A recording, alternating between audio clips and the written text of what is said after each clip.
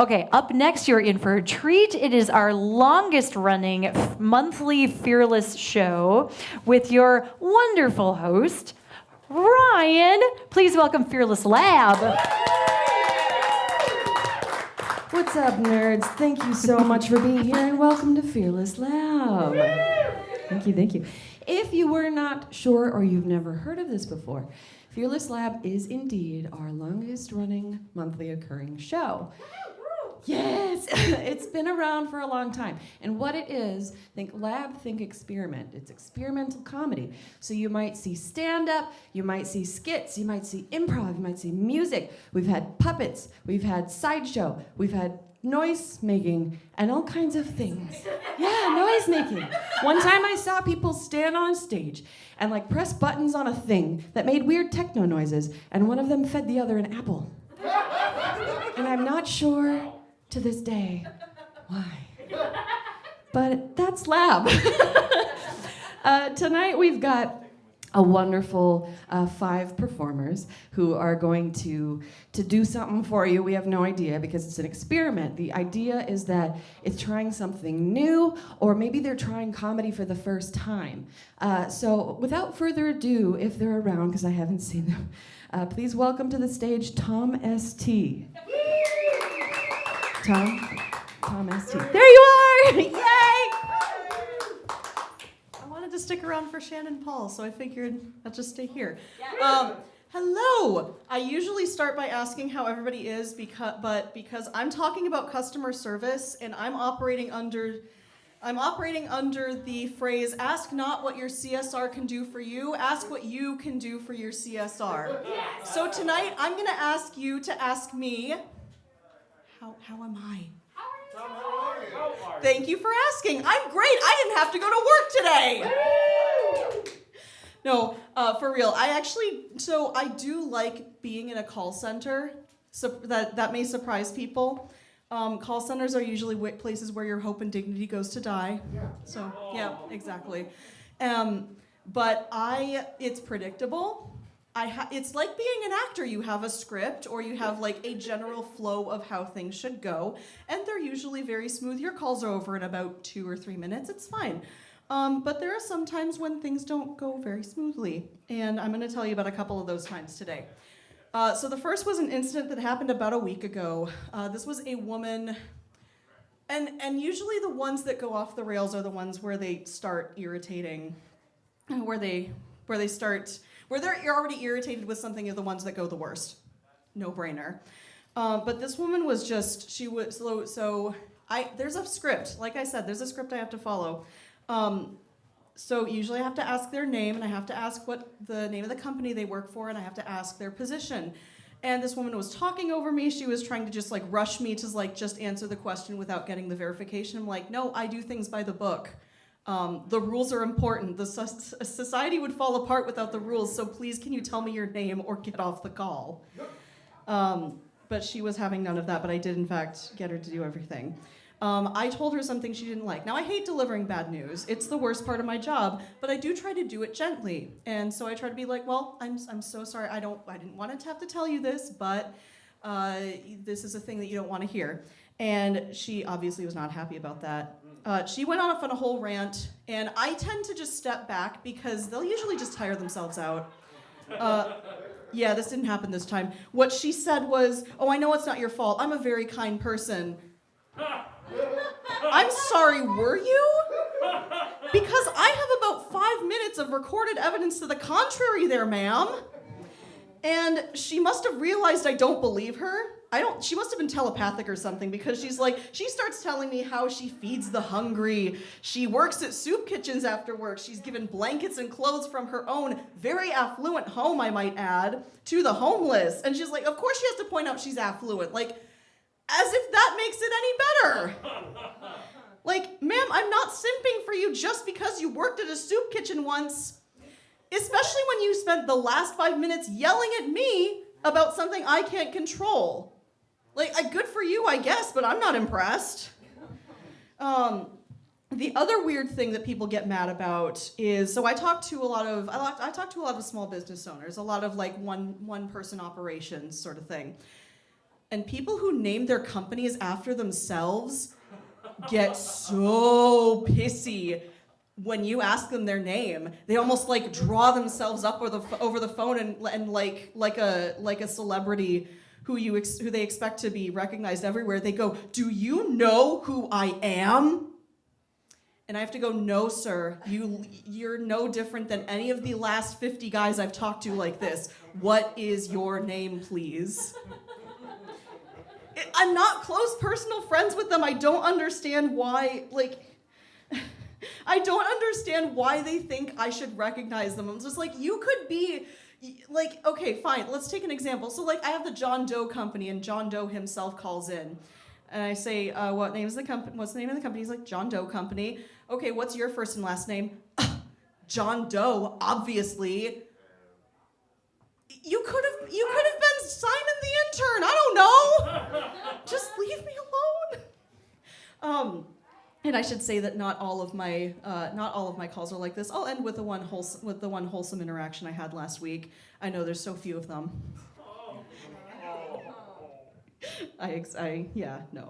No, this one was cute though. This guy started off mad, and he had a reason to be mad.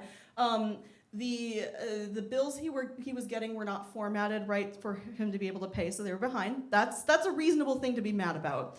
And we were kind of talking. I was just getting contact information, and he gave me the last name of the contact. And it was something like Fiorello or something like that. And I said it like that, and he's like, "Oh, are you Italian?"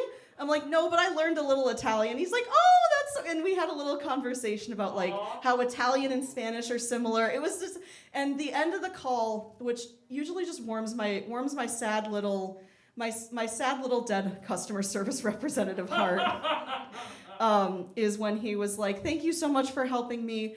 I apologize if I was short with you, and keep practicing your Italian." So it's not all bad, I promise you. So that's why I keep doing what I'm doing, and that is all that's all the stories I had for you today. So thank you so much for listening to them. Keep it going for time! Woo! Yeah, customer service. Ooh, yeah. No, it's that have the day you deserve. It's a good one. Learned so many people's life stories at this point, working call centers before. It's a whole thing. Let me just tell you my whole life. When they are like an old lady, though, it's just like, "Oh my God, no, what happened to your dog?" And then what happened to the dog? And then, and you're just like, oh, I love it. Yeah, hashtag relatable. Awesome. Up next, we have another Fearless member. And I'm so excited for what this person has today. But I don't know if they could top the last time they were at Lab, to be honest. I'll let him tell you why. But please welcome to the stage, James Fairbairn.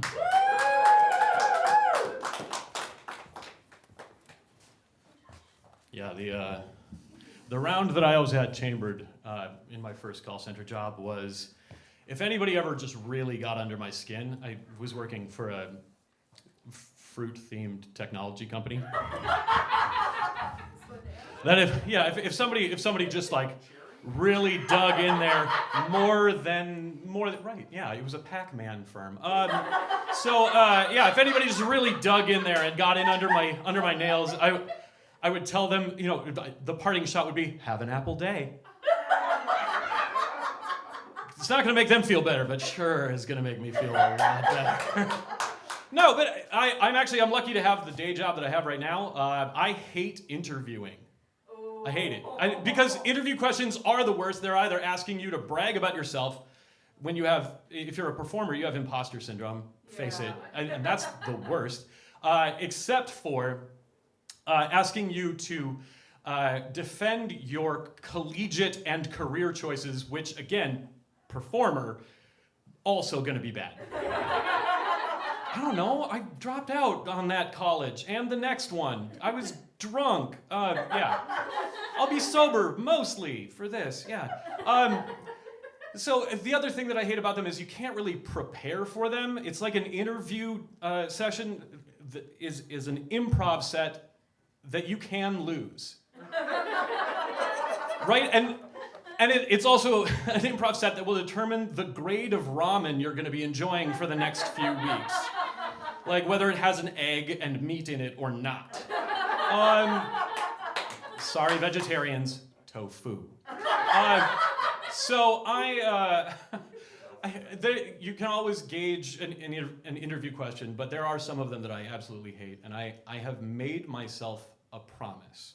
Because you can't know when they're going to ask this question. I've said, if it ever comes up, I'm going to say it.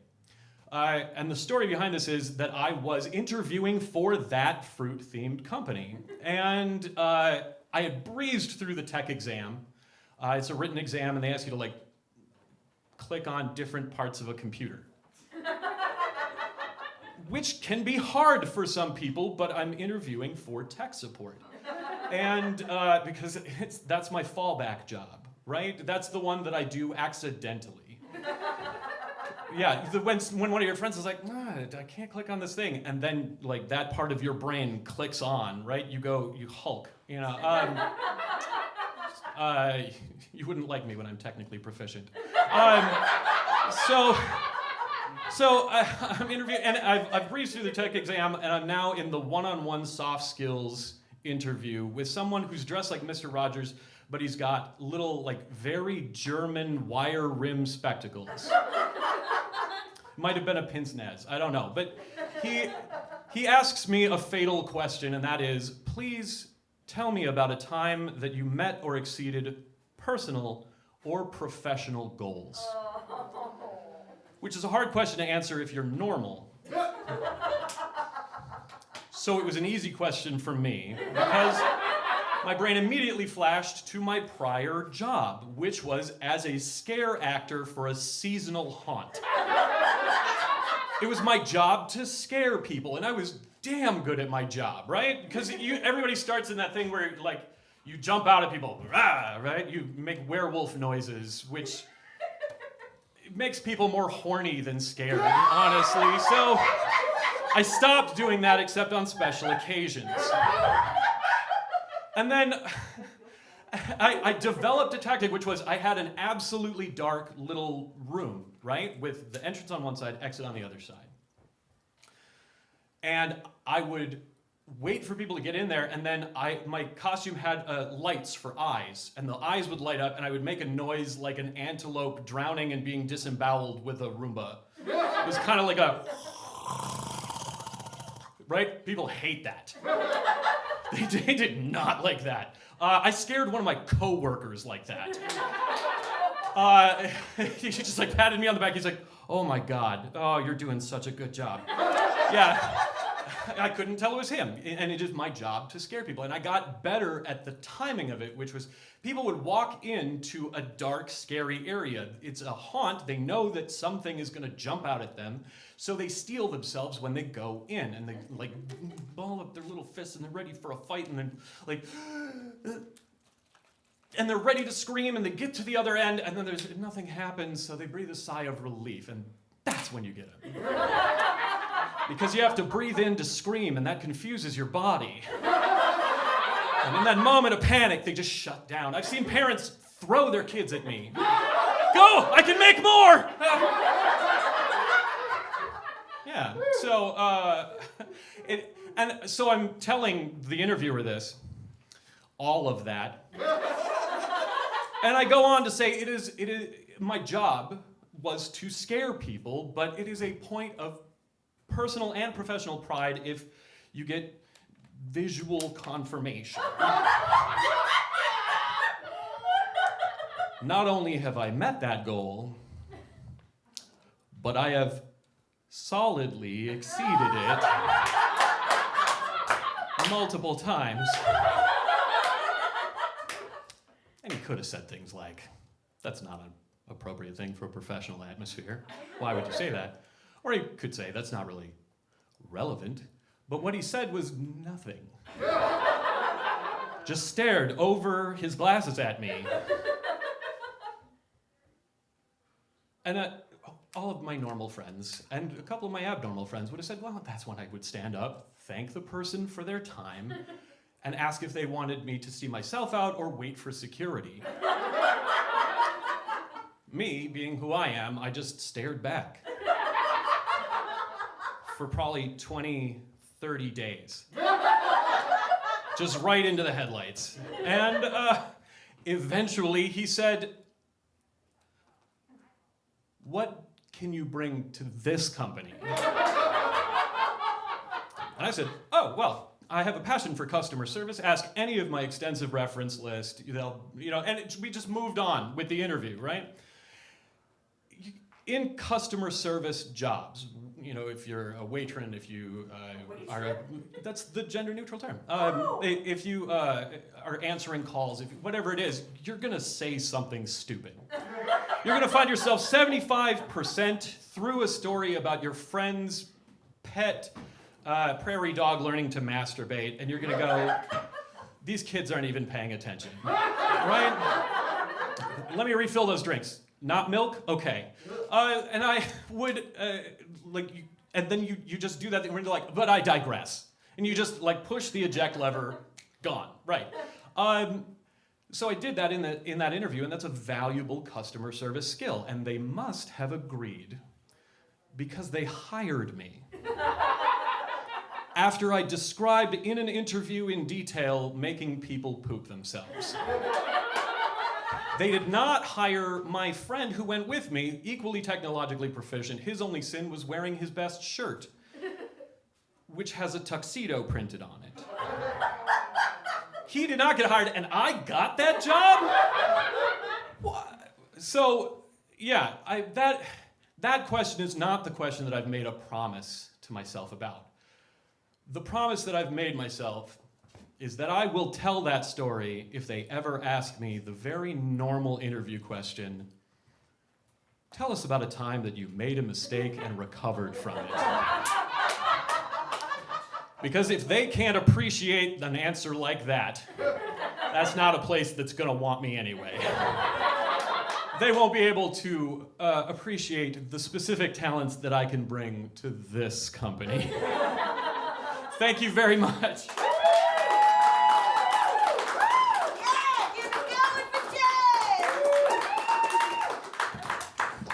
Yeah, last time James did lab, he proposed on the stage to Jax, and now I don't know what to do with my life anymore. That was the I should. Who else wants to host this?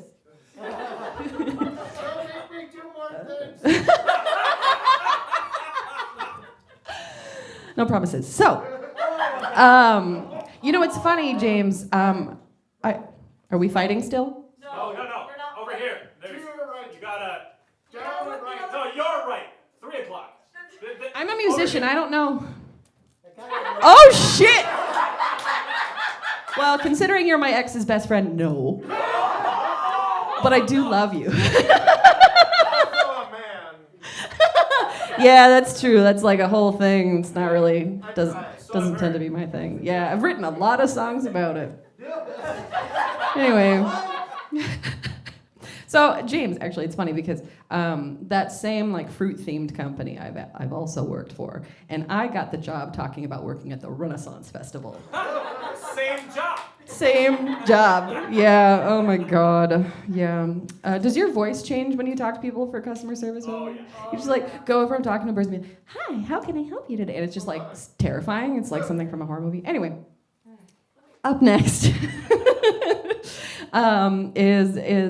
is another wonderful Fearless member who often does lab on this stage and at Finnegan's, which is where we do this show every month, the second Tuesday.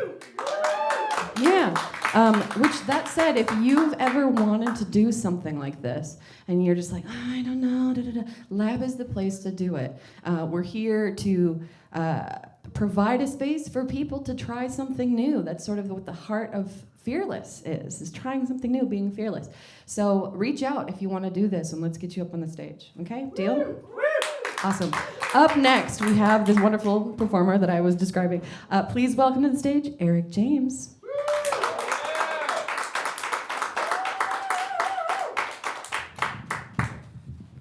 Hi. How's it going? That's good. That's good. I don't have the benefit of having ever worked a faceless customer service job. I got the benefit of saying no to people in person.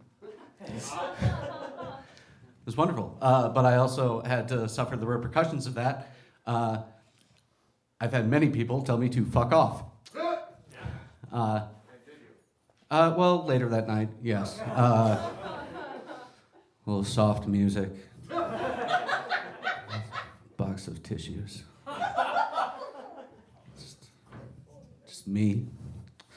Alone. I know what I like.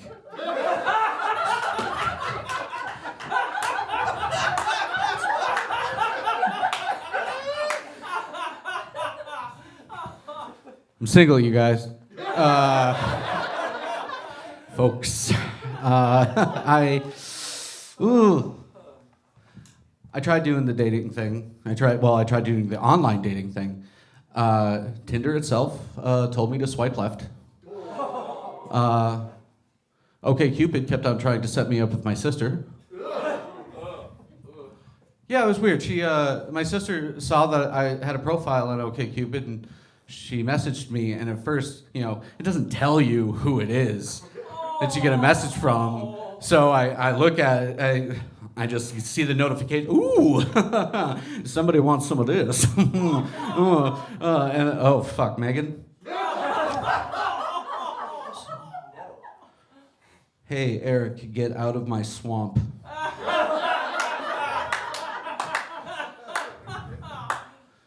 First of all, Megan, I'm not in your swamp. Secondly, quit calling it your swamp. That's why you're single too. Just saying. I got catfished once.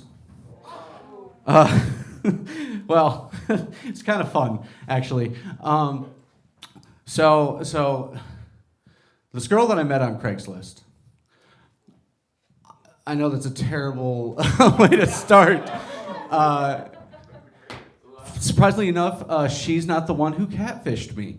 Kind of. So I was talking to this girl that I met on Craigslist for a while, and we actually had a meetup, and everything was cool. We just decided that friendship was going to be what we were. That's it. But then she was like, "Hey, I've got this cousin." I was like, "Okay." So she gives me the information of the cousin. I start talking to the cousin. Turns out somehow there was a friend of the cousin that saw my picture and decided I want to talk to him. Which, I'm flattered. But when I showed up to the date we were supposed to have, I was like, "You're not the person." But I'm too much of a gentleman to not continue. So we sat at her place. We watched Robin Hood Men in Tights. And then she asked, "Well, what do you think?" I was like, "You're not. You weren't my expectation. I'm sorry." She's like, "Oh, are you angry that I'm not the person that?" Well, I mean, yeah. Also, she told me that she was married, and supposedly, I mean, this was not a polyamorous situation. So I was like, I'm not going to be the other guy. I'm just not going to be the other guy. So we parted ways. So that's kind of the story of my life. It's okay. Oh, God. Kruger, are you in the audience somewhere? Am I living up to my expectation of being the saddest comic in Minneapolis? You are, at the very least, you are still the Monday Night Comedy Show's saddest comic. Okay. All right. I'm trying to spread that love everywhere. Accepted, bitch. It's a shame we don't have some Enya to play me off. That's great. I used to work at a Cub Foods, you guys. Yeah, if that place had a dick, I'd kick it. I hate it. I hate it. That's where I worked the face-to-face customer service. I worked the service counter, and every now and again I'd have to answer phones, so it wasn't all face to face. But of course, as people are talking about, putting on the customer service voice, I did that all the time. I did it too well. I always did it to the point where, hi, thank you for calling Cub Foods. This is Eric. How may I help you? And at one point, people would just like leave a pause. And then I'd be like, hello? And they'd be like, oh, you're a person. Oh. Well, yes. Yes, I am. What can I help you with? Can I get the lottery numbers? Click. That was a daily occurrence. One guy, can I get the daily 3 numbers, please? Do you have the internet? Can you please do it yourself? Every now and again, I had to watch the self checkouts, though. That was fun, I guess. Sometimes, but we'd have a group of kids. I don't know what the scam was, but they kept on trying to get cash back using the smallest produce. What? Yeah, they would put these tiny little bananas on the scale. They'd get their cash back, and then they would use the same banana to do the thing. And at one point, I was like, hey, do you just want to get another banana since you paid for 2? They're like, no, man, I'm good, as they left behind the one banana that they paid for twice. I was like, no, I'm insisting, you paid for 2, take your fucking bananas. And they would be like, no, fuck off.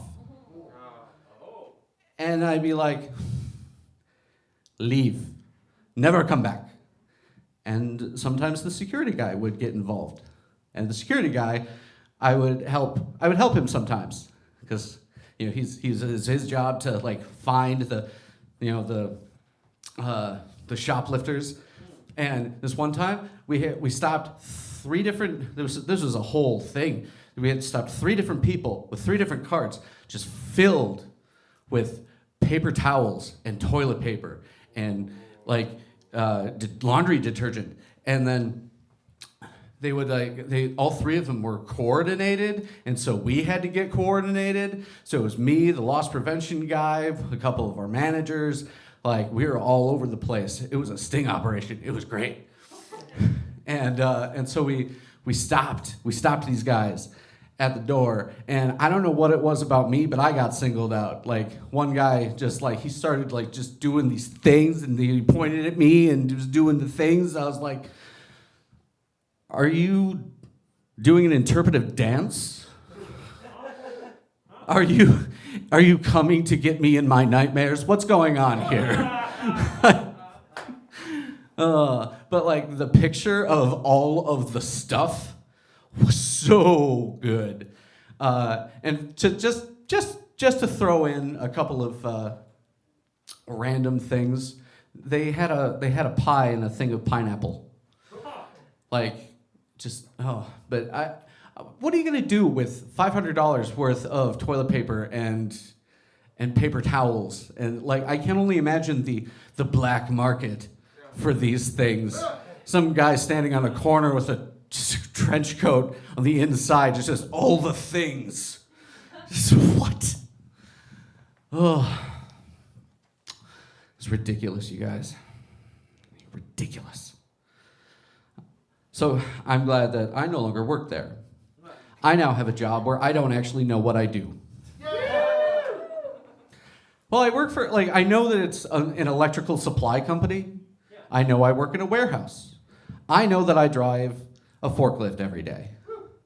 I don't know what anything is in the warehouse. Like, somebody asks me to go get something, I'm like, did you mean the flux capacitor? Did you mean the flux capacitor? Did you mean the odd-shaped flux capacitor or the circular flux capacitor? How about the square flux capacitor? What do you want? They're like, I'll get it myself. You guys, I get paid way too much to do what I do. On that note, you guys, I'm Eric James. Thank you very much.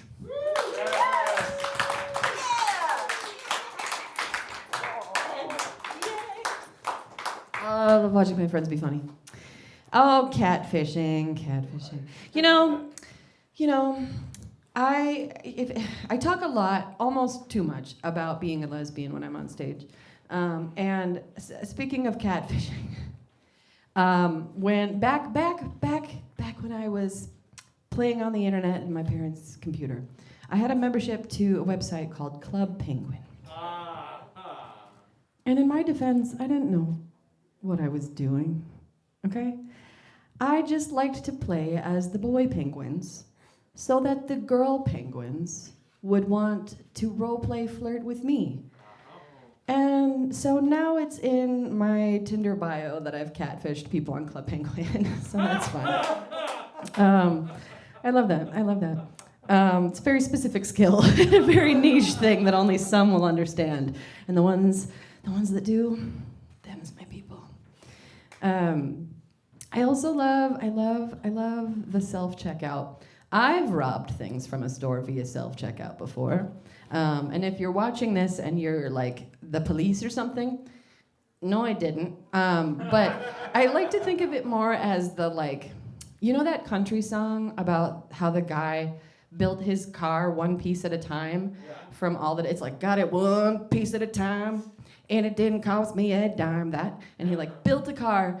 I think of it that way, but with groceries. Or just, just sneak in a jalapeno. Just a jalapeno. Nobody will miss that jalapeno. And then the next time you just maybe get a little bit bigger. So far, so good. So, I mean, anti-capitalism. Anyway. Thank you. Up next is a wonderful comedian who myself and some other Fearless members already bullied into doing a specific bit tonight in his set. So I'm very excited to welcome this next person. And I also went to McNally Smith College of Music with this person, so you know that we both share that dead look in our eyes. That's why, and now you know. So please welcome, please welcome to the stage, Ben Foddy. Ben Foddy.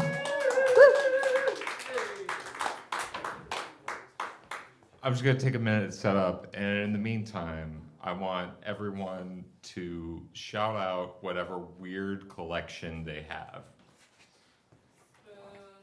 Spoons? Yeah. Coca-Cola merchandise. Regret. Merch from Molly Monteely from the Critical Role franchise. That's a good one. You're welcome. Coins. Coins? That's not weird. 3M products. Corks. Ooh, corks. That's a good, weird one.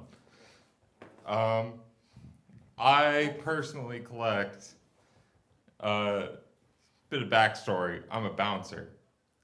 Yeah. I collect fake IDs. These are 3 of them. There are many more. I wanted to talk to you guys a little bit tonight. I'm sitting with you. I'm here with you. That's why I had to do the prep time to get the chair out here.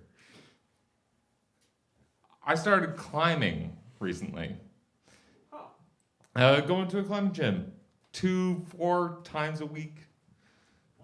And I've realized a few things about climbing. Is that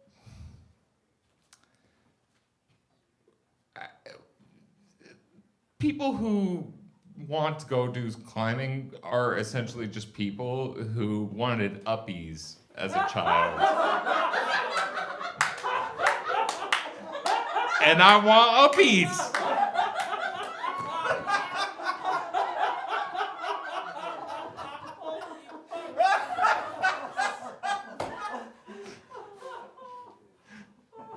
I mean, there's also like, if you're belaying for someone, that's the person at the bottom of the rope who's holding on to you. That is an extreme level of power. I decide whether you live or die by my grip strength. And like, that's fine. I want them to live. But I want them to know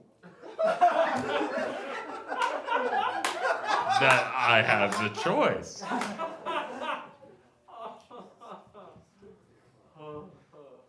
But as Ryan said, I was bullied into a whole bit, but we'll get there. First, I want to tell you about the time that I got jumped. No, don't. Oh, it worked out fine. Fair. I'm walking in Cedar Riverside, Minneapolis, Minnesota, because I was watching a WWE pay-per-view, because I'm a nerd in that way. And I was walking on that street because I ran out of beer. I ran out of beer because I drank beer. And I see this short Hispanic woman, about yay high, wailing on this white dude about my build, right? And I dial 911 on my phone because I'm like, I don't know what the hell's going on.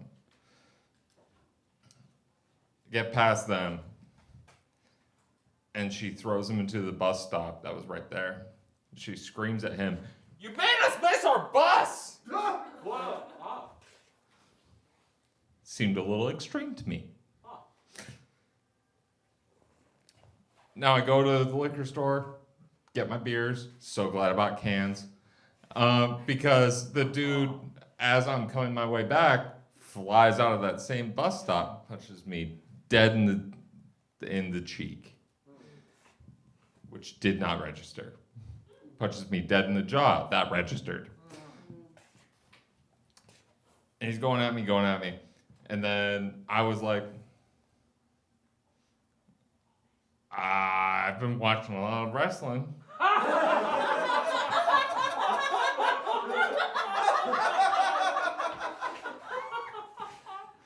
Side headlock.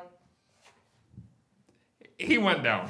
I have I'm not saying this to be any, like, trying to sound like a strong guy or anything like that. I'm not. But in that situation, I was.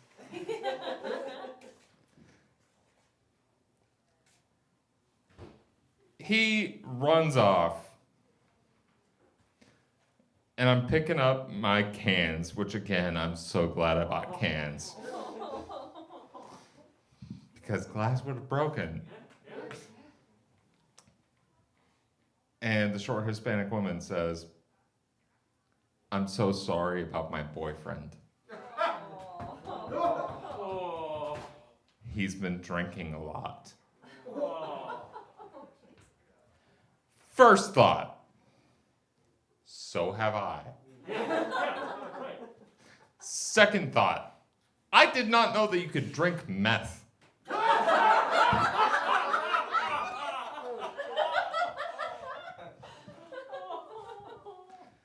But now into the story that I've been forced to tell. Yay! This is, it could be a sad story if I were dead.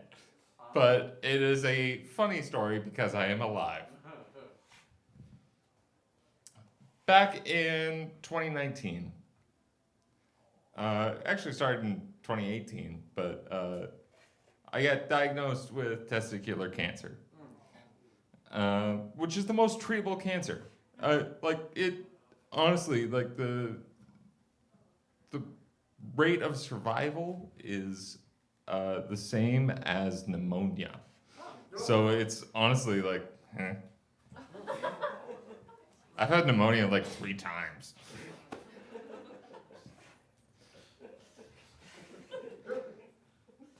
But I got diagnosed with testicular cancer because I had a 6-inch testicle. 2 pounds. Easiest 2 pounds I ever lost. And I get diagnosed and go out and do it. Weird thing was that my doctor's name, his name was Dick Chop. Someone look it up right now. For real. He was on Kimmel. It's Dick Chop. 2 P's.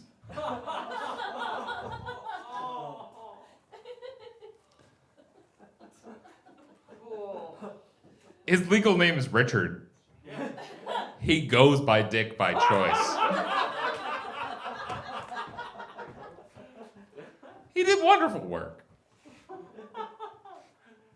But here's the like a little bit of a fearless reminiscence. I got it spread into a lymphoma. I'm good. We're good. We're good. We're good. But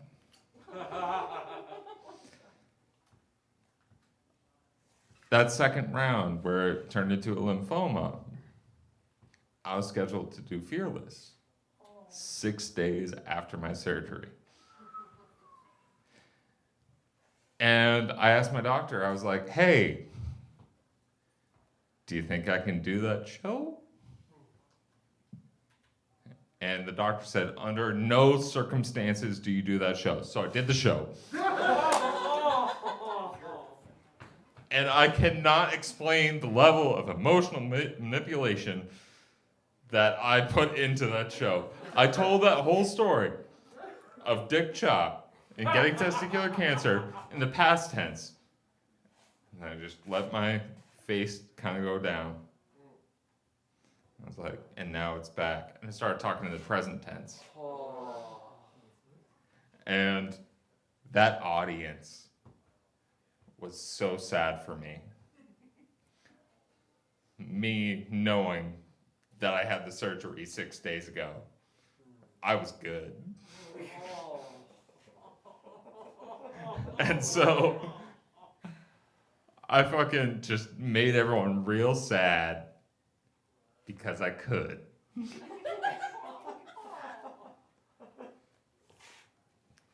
And then said, that surgery was 6 days ago. And I lifted up my shirt, showing all the scars. Oh, they ate that up. And I feel like being a comic is emotional manipulation. But like that felt so good and so bad in the same moment. And then I just remembered Dick Chop. And I was like, yeah, this is what I'm supposed to do. Thank you, I'm Ben Fady.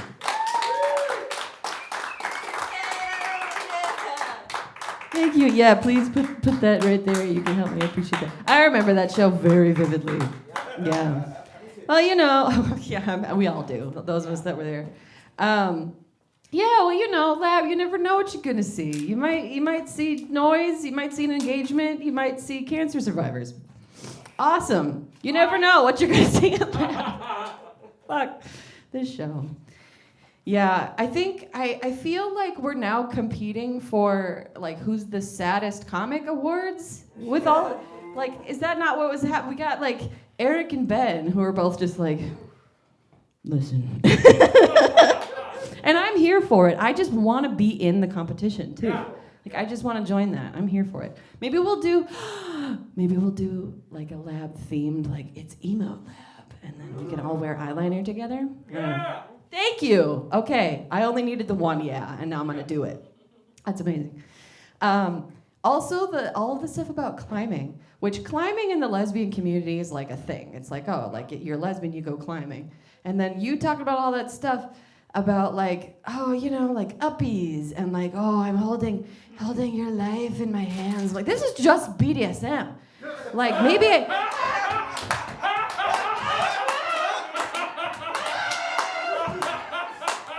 maybe I need to go climbing. Fuck. Jesus. Okay. You literally roped in? Is that what you just fucking said? Oh my God. Amazing. It's a community of harnesses. And in every community, you gotta invest a lot of money to get the right accoutrement. And oh my God. Okay. We have a final comedian coming up tonight. And I just wanted to say it one more time here, that if you want to come and check out Lab, you can do so the second Tuesday of every month at Finnegan's. We do this. Thank you for the woo. We do this every month, and we have been. And this is, again, the longest running show at Fearless. Fuck yeah, everybody. And if you want to get up on the stage, you just come and hit me up, or find me on any of the social medias under Fearless Lab, and let's get you up on the stage. This last comedian is no stranger to Lab, but every time I am just so completely delighted. He proposed to me earlier tonight as a bit, and I said no. He is my ex's best friend. He is a lovely person. Please welcome Josh Knight.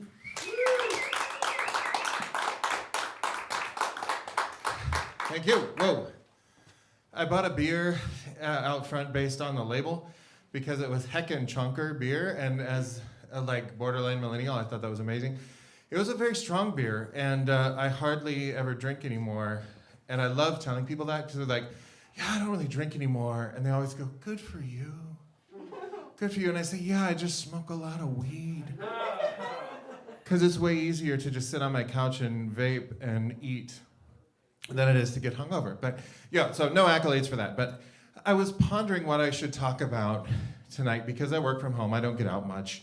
I don't have a lot to say. But then I remembered that I am a middle-aged, cisgendered, heterosexual male, which means that what I should be talking about are transgender issues.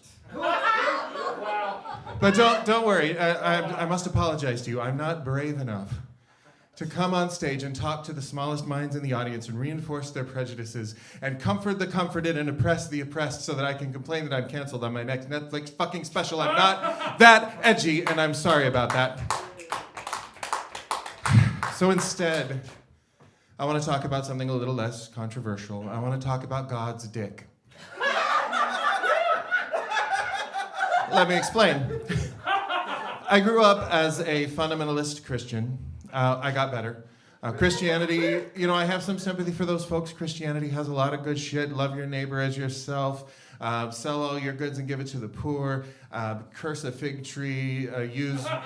Use whips on religious people because it might give them a hard on. Anyway, all of those things. But it's weird now because I have some family members who are still very much in that way. And when I try to gently nudge them about transgender issues, they always say the same thing to me. They say, male and female created he him, and created he them.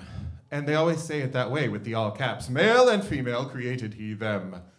And they say it that way because that's how it is in the King James Bible. And for some reason, if you turn things inside out and say them in an old-fashioned way, it sounds more true, I suppose. And maybe that's why Yoda makes so much sense.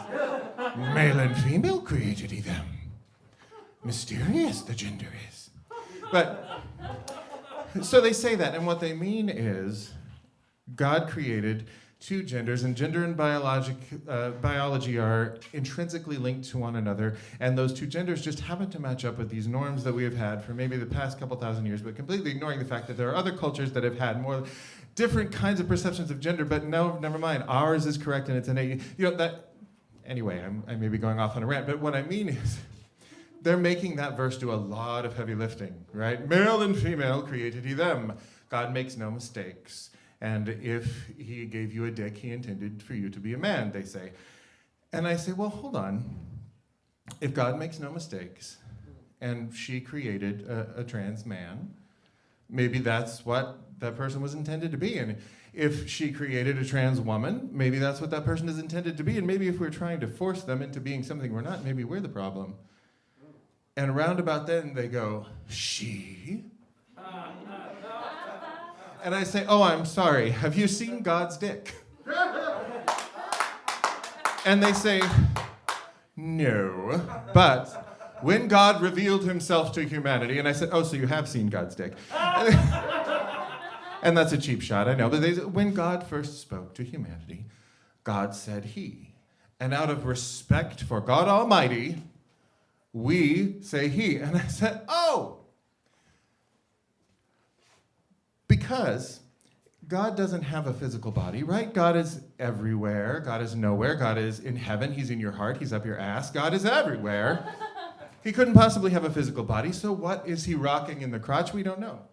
Could be a penis, could be a vagina, could be a cloaca, could be 6 ping pong balls and a bowling pin. It could be an entire complete set of Teenage Mutant Ninja Turtle Star Trek crossover action figures in mint condition. It could be a screen-used prop from the original Star Trek series. It could be a lightsaber. It could be the throbbing purple lightsaber of God Almighty. We don't know what's in God's crotch.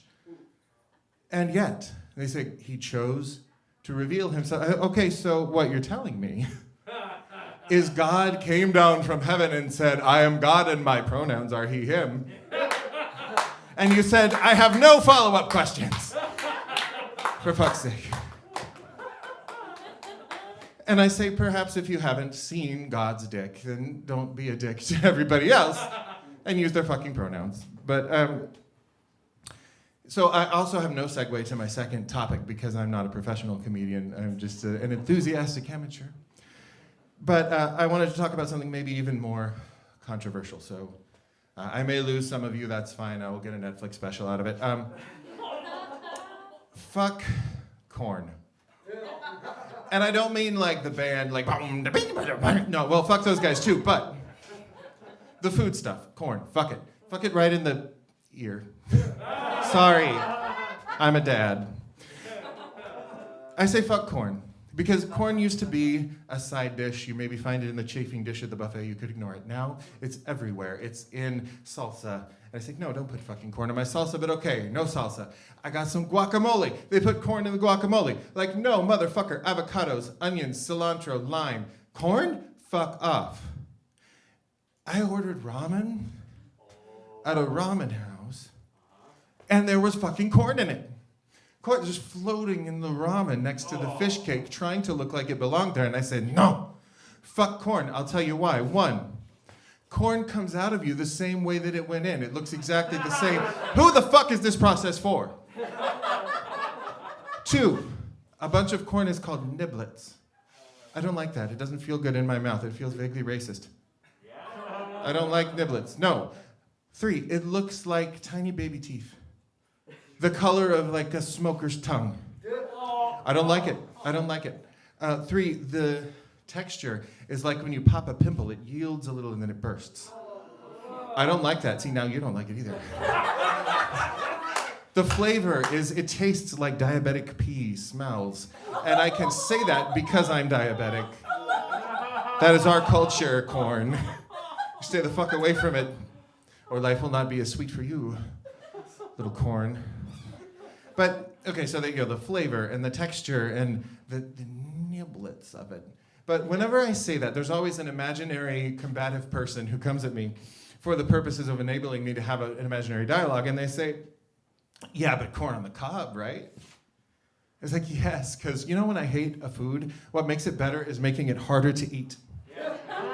If you could just take those niblets and you could glue them on a log with glue made out of string that will lodge in my teeth so I can taste it for hours afterward, that would be so much better. Yes, that is way better than corn. And they say, well, but you like popcorn, don't you? And I say, no, I don't like popcorn and you don't either. And they say, no, but I go to the movie theater and you get the popcorn, you eat the popcorn. Of course you do. I say, yes, however, you do not like popcorn. If I handed you a handful of popcorn straight from the popper, dry and unseasoned, You would not put that in your mouth, and if you did, you would choke on it. You do not like popcorn. You like butter and salt. I like butter and salt. If there was a more socially acceptable way to shovel butter and salt in handfuls into my face, I would never eat another fucking kernel of popcorn again. I don't like popcorn. You don't like it either.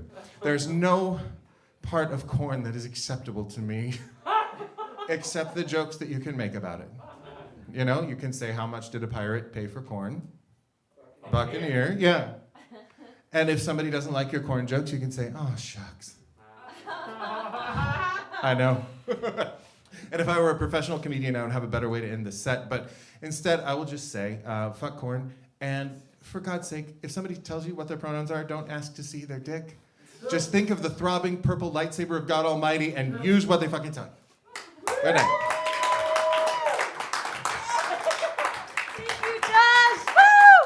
All right. Thank you so much. This has been Fearless Lab. Yes, thank you. We thank you for watching deep down in our throbbing purple lightsaber hearts and dicks. Stick around for what's up next and come and sign up, be fearless, and do some Fearless Lab. Good night.